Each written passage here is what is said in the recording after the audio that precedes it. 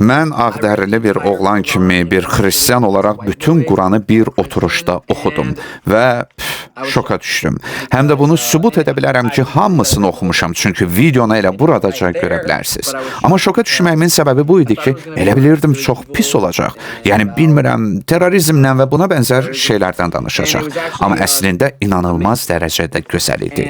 Və bitirdikdən sonra hiss etdiyim şey oldu ki, bu indiyə qədər oxuduğum ən dinc şey idi. Bitirəndən sonra sadəcə dedim, vay. Anladım ki, həyatla bağlı bəzi suallarıma cavab tapmışım.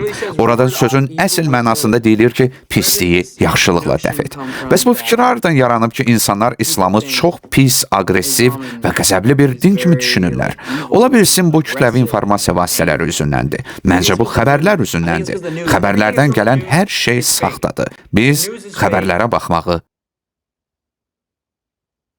dayandırmalıyıq.